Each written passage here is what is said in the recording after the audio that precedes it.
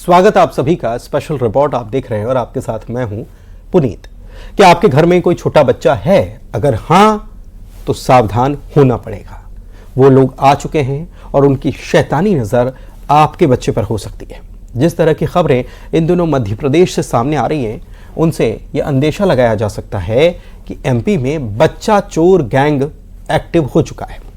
हाल ही में राजधानी भोपाल में एक बच्चे के अपहरण मामले में खुलासे के बाद न्यूज़ 18 की टीम ने जानने की कोशिश की कि क्या प्रदेश में एक बार फिर से बच्चा चोर गैंग एक्टिव हुआ है। आइए रिपोर्ट देखते हैं।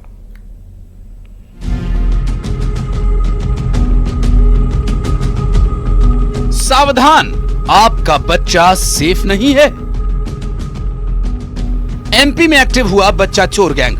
राजधानी भोपाल के मासूमों पर शैतानी नजर।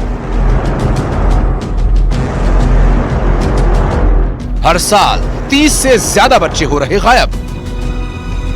अगर आप भी अपने बच्चे को घर पर अकेला छोड़कर जा रहे हैं तो सावधान, उनकी शैतानी नजर आपके बच्चे पर भी हो सकती है। अगर आपका बच्चा भी अकेला घर के बाहर खेल रहा है तो सावधान, ये गैंग मासूमों को अपना शिकार बना रही है। जी हां, ऐसा अंदेशा है कि मध्य प्रदेश में एक बार फिर से बच्चा चोर गैंग एक्टिव हो गई है। अभी कुछ दिन पहले राजधानी भोपाल में एक 2 साल के मासूम के अपहरण के मामले का खुलासा पुलिस ने किया था, जहां अपहरण करने वाली महिला ने पूछताछ के दौरान कबूल किया कि बच्चे से भीख मंगवाना चाहती थी।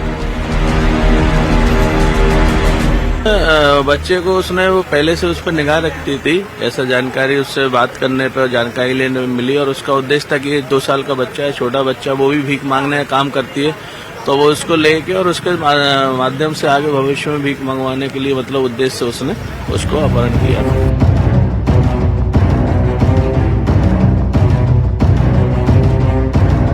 इस केस के बाद न्यूज़ 18 की टीम ने जब अपने पुराने कुछ मामलों पर नजर डाली तो हमने पाया कि राजधानी भोपाल में ही पुलिस की मुस्तैदी के चलते 2 मामलों में बच्चे मिल गए, जिससे इस बात की आशंका और बढ़ गई कि भोपाल में बच्चा चोर गैंग या तो मौजूद है, नहीं तो फिर धीरे धीरे बढ़ रहा है। पहले अक्टूबर 2023 में भोपाल के माता मंदिर इलाके में बच्चा चोर गैंग की 2 महिलाएं कन्या पूजन के बहाने 2 बच्चियों को अपहरण कर ले जाती हैं और फिर 22 और 23 नवंबर के बीच में एक और मामला सामने आता है, जब लंबे समय से 2 साल के मासूम पर एक महिला नजर रखी रहती है और मौका देखकर उसे चुरा लेती है। ये तो सिर्फ वो मामले हैं जिसमें पुलिस के हाथ सफलता लगी, लेकिन ऐसे भी कई मामले हैं जिनमें पुलिस को बच्चों का कोई सुराग नहीं मिला। बात से ही लगा सकते हैं कि आपको जगह जगह बच्चे भीख मांगते हुए दिखते हैं और जब आप उन बच्चों के पास जाते हैं और उनसे पूछते हैं कि बेटा हम चलिए आपका कहीं एडमिशन करवा दें, आपको किसी बाल गृह में रखवा दें, अगर आपके माता पिता नहीं है तो आपकी पढ़ाई का, आपके सारा जो भी पालन पोषण है उसका हम लोग वो ले जिम्मेदारी, तो वो बच्चों से आप जैसे ही बात करते हैं तो आसपास वो गिरोह बहुत सक्रिय होता है, तो वो फौरन आकर आपको जो है ना उसी वक्त वो करता है कि नहीं ये हमारा बच्चा है। वहीं बच्चा चोर गिरोह के सक्रिय होने का सवाल जब हमने भोपाल पुलिस कमिश्नर से पूछा तो सुनिए उनका क्या कुछ कहना था। और खासतौर पे अगर नाबालिग जो बच्चे हैं, अगर हम नाबालिग बच्चों की हम बात करें तो उसको लेकर के पुलिस बहुत गंभीरता से काम करती है और इसमें खासतौर पे एसीपी के अंतर्गत सभी जगहों पर ऐसे मामलों की मॉनिटरिंग के लिए अस्थायी तौर पे कमेटी भी बनाई है। पुलिस ने ऐसे मामलों से डील करने के लिए स्पेशल कमेटी बनाई, जिसके चलते कई मामलों में पुलिस को सफलता मिली। लेकिन प्रदेश में अगर ऐसा कोई गिरोह एक्टिव है तो सावधान, आपको भी रहना होगा। भोपाल में एक बार फिर बच्चा चोर गैंग के सक्रिय होने का अंदेशा जताया जा रहा है। ऐसा हम इसलिए कह रहे हैं क्योंकि पिछले शनिवार को ही एक महिला ने 2 साल के मासूम को भीख मंगवाने के लिए अपनी मां से जुदा कर दिया। इससे ये बिल्कुल स्पष्ट होता है कि लग रहा है कि भोपाल में एक बार फिर से बच्चा चोर गैंग गिरोह सक्रिय है। कहीं ना कहीं ये आशंका बनी है कि ऐसा गिरोह राजधानी भोपाल में है जिसे हम और पुलिस आइडेंटिफाई नहीं कर पा रहे हैं। कैमरामैन मोहसिन के साथ शिवकांत, भोपाल।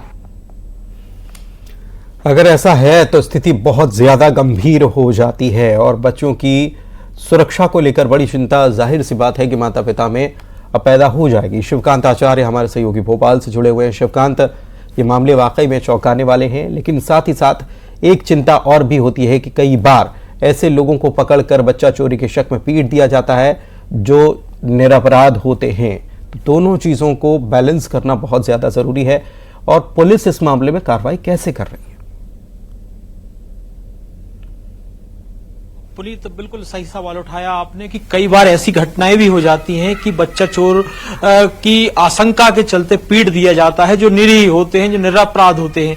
लेकिन ये अगर देखा जाए तो ये बहुत छोटा सा पहलू है। हमारे आंखों के सामने ही राजधानी भोपाल में हमने तीनों केस ऐसे देखे हैं जिसमें बच्चा इसीलिए चुराया गया था ताकि भविष्य में उनके से जो है कि भीख मंगवाई जा सके। और सबसे अच्छी बात ये खुशकिस्मत रहे वो बच्चे और वो माएं जिनके बच्चे बचा लिए गए और पुलिस ने पूरी संवेदनशीलता से अपना काम निभाया। लेकिन कहीं ना कहीं कुछ ऐसे भी हैं, औसतन एक अगर मामला देखा जाए तो करीब 30 बच्चे मध्य प्रदेश से गायब हो रहे हैं, जिसमें से कमिश्नर साहब के अनुसार तो 90% है, लेकिन जो 10% है उसकी रिस्पॉन्सिबिलिटी की है, उसकी रिस्पॉन्सिबिलिटी भी प्रशासन की और आम जनता की भी है। और आम जनता ऐसी ही हमारे साथ है। हम उनसे जान लेते हैं कि आखिरकार इन लोगों को आइडेंटिफाई कैसे करें और हमारी क्या भूमिका रह सकती है इसमें।